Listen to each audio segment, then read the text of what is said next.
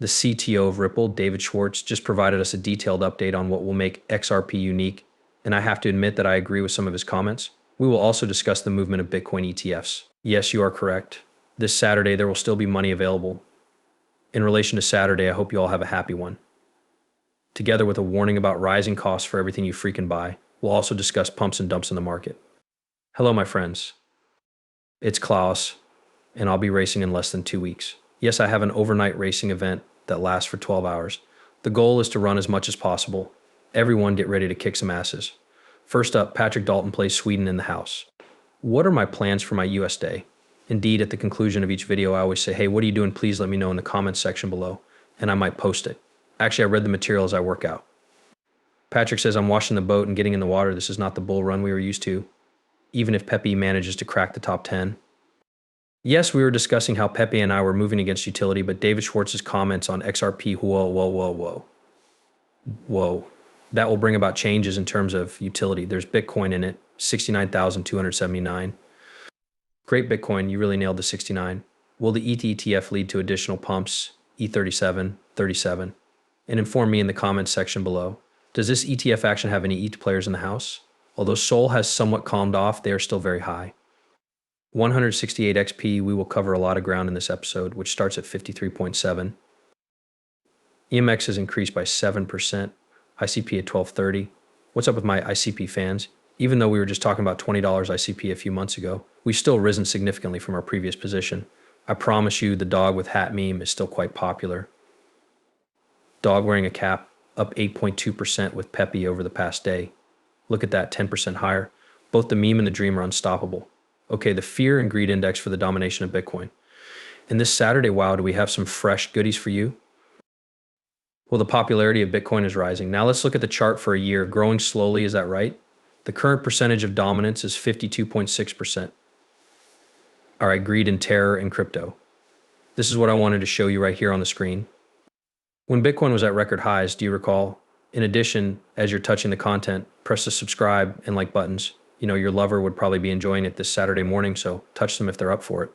My wife is still sleeping, but I know I would love it. Yes, I wake up that early on Saturdays.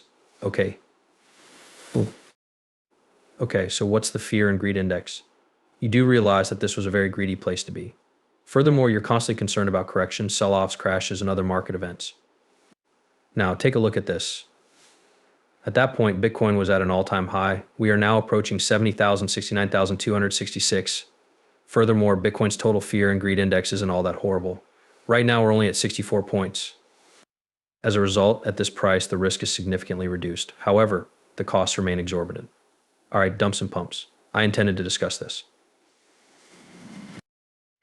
Now, have a look at Toncoin. Toncoin spent the longest period hovering between $2.20, 0, $2.10, 0. All right, so suddenly there's a story about Pantera Capital, and it just keeps going up by more than 3 or 3.5 times.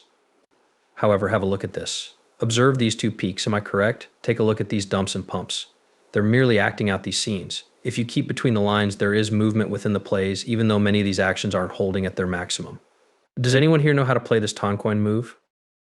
To be honest with you, Toncoin is going to see some major changes as a result of the Pantera Capital investment and the utility that comes with having hundreds of millions of users on Telegram.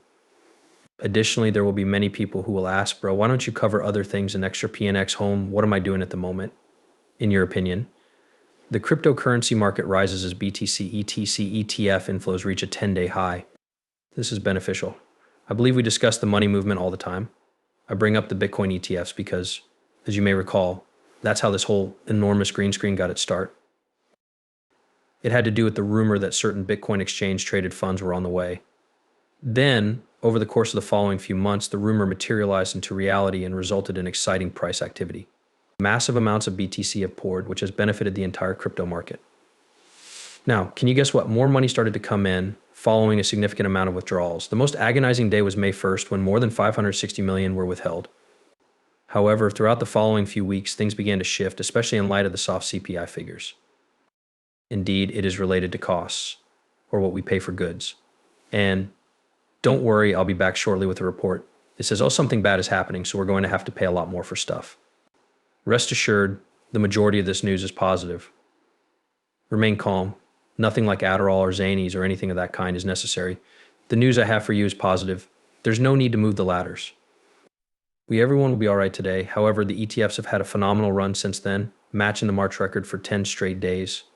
This run has been especially notable for inflows on May 15th and 21, which totaled more than 300 million on the 15th and 250 million on the 24th. Which is fantastic since, well, what? Grayscale is where most of the outflows come from. Stein is Grayscale's son, he's lost and a loser. So is his business and so is his goods. However, since you acquired BlackRock, IBIT is making a lot of money. In addition, $16.35 billion. Holy HT. Now, enough about price increases. David Schwartz, CTO of Ripple, will share some exciting news with us about why XRP will be so unique. And I had to concede to him on a few issues. You guys are aware that there are moments when I think David Schwartz is a complete loser and a boob. On this one, I have to concede to some of his points.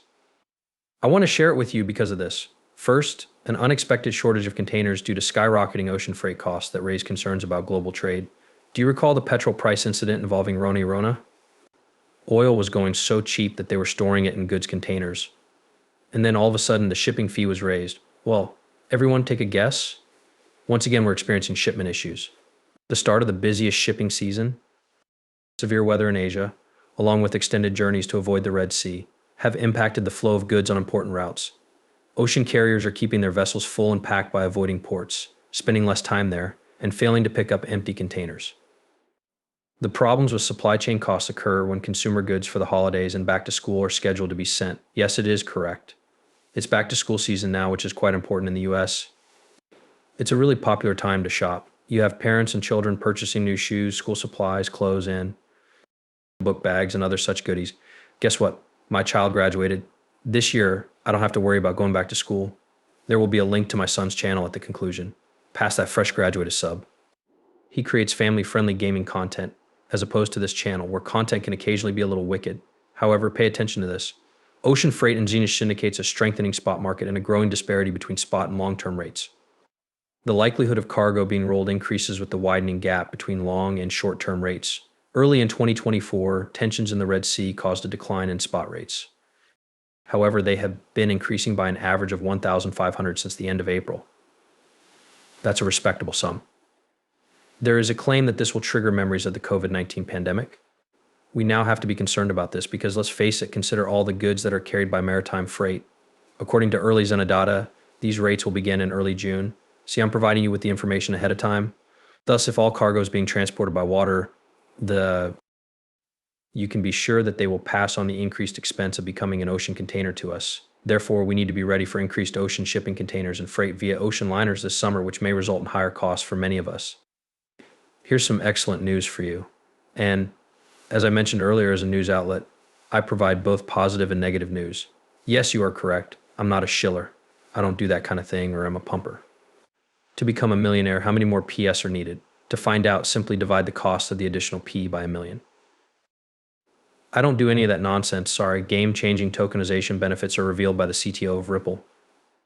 Now, I know I've bashed tokenization in the past, but he brings out a point about tokenization that I find appealing, and I believe many of us can take advantage of. This is the reason for it.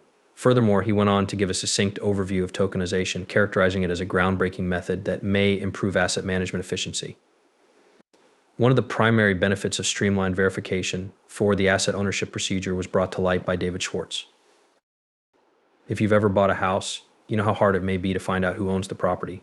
Indeed, essentially, the process of tokenization ensures ownership rights because blockchain data cannot be altered. Thus, if we were to tokenize the ownership of, say, purchasing a property or goods, would that be correct? There was not going to be any paperwork loss. No errors or transfers could occur without our consent, could they? Thus, tokenization is a great idea, and I concur. The same is true with fraud, according to David Schwartz. Furthermore, David Schwartz, the CTO of Ripple, talked on the issue of fraud, which is a major worry about the exchange of assets. I concur with that.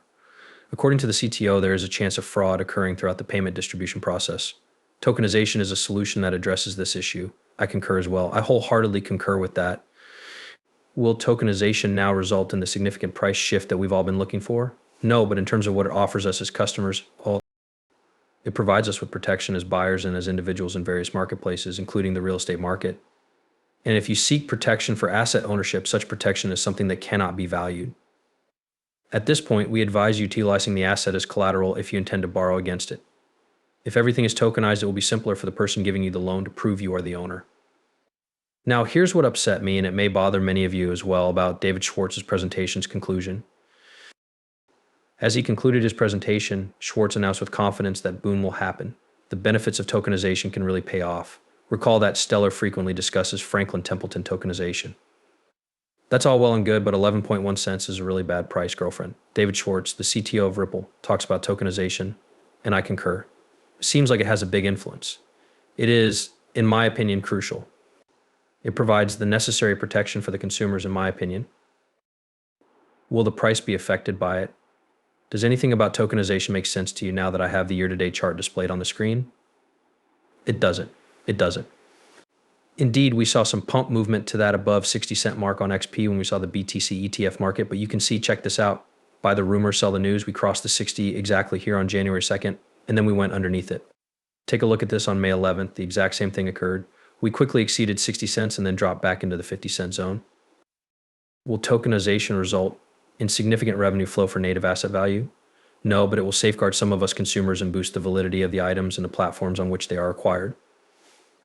That's all that it will accomplish. Although tokenization is a fantastic idea, as of now there is no financial benefit. Oh, berries with salt. I drink that electrolyte drink. Because in order to prepare for my run in a few weeks, I need to top off my electrolytes here. For this main reason, I brought out the tokenization issue and how it affects the pricing. What draws most of the people who watch this channel and most of the people who are interested in cryptocurrencies for speculative purposes, correct? We're looking for fat financial flows similar to the inflows I've been discussing with you regarding BTC ETFs. Which begs the question, will the ETH ETF's acceptance action lead to more cash inflows onto the ETH side that would then influence the altcoin market? Sell the news, buy the rumors. This is, however, my argument about tokenization. Yes, having bought multiple houses in my lifetime, I am aware of the importance of knowing who is the true owner of the property, and that you may even acquire title insurance to be sure. Tokenization sounds like a fantastic idea. It would, in fact. I adore the idea of tokenization for voting. Yes, you are correct. Being able to track votes in real time, holy crap, but I'll wager that the politicians won't accept it, since they wouldn't want a complete accounting of. They wouldn't want to be incapable of manipulating others. All right, just letting you know, however, there isn't currently any exciting price activity with tokenization. ETH has a large tokenization base. There is a lot of tokenization in XLM. XRP is one such example. And the news of the ETF is causing ETH to move. The news of the Bitcoin ETF caused BTC to fluctuate. XLM and XRP, however, are tokenized. Still, neither is observing a change in pricing. Does this imply that the item is worthless? Yes, if you base your decision on price, that is. That would be apparent. However, if you evaluate it based on the benefit it offers, then it wouldn't for sure. This is reminiscent of New York allowing the purchase of XRP. Is that a compelling tale? Indeed, we do want XRP to be available for purchase in every state, don't we? You may get alcohol. At a strip club, you could look at jumblies and such, but you couldn't purchase XRP. That makes absolutely no logic at all. Did the XRP news in New York have an impact on the price now? No, it didn't. However, it had an impact on our individual rights. And tokenization seems to be akin to that in this case. Tokenization provides us with a secure chain of ownership, safeguarding us as customers, and complete safety as well as more faith in the goods we utilize. Will this have anything to do with juicy price action now? Well, we've already shown that it's not, thanks to XLM, Stellar, and its Franklin Templeton tokenization. Although not every story ends with a price, I recognize that for most of you, juicy price action, that's what matters. Juicy price action therefore follows when further news breaks. I'll tell you about that. You are aware that I'm consuming the repulsive electrolyte beverage. Everything is salt on it. Watermelon, grapes, lime, and berries that have been salted. Everything is salty. It's absurd. I'm preparing for an overnight 12-hour race. We are going to mount the vintage headlights. The wrist lamps will be put on by us. I'm going to attempt to smash my personal record for the longest run ever, an epic nighttime run. That day, I'm also going to try to win the race. Yes. After spending more than 3 days driving here, I'm feeling a little sultry, and my father's legs are healing up wonderfully. That gets me to my main query, though. We appreciate Patrick's previous response, but what are you doing for the rest of the day? Please let me know by leaving a comment below, and I might include it in the upcoming video. While enjoying his boat time, Patrick is out on the water. I hope you all have a great day as well as Captain Patrick's. Later, I'll get to see you amazing cats.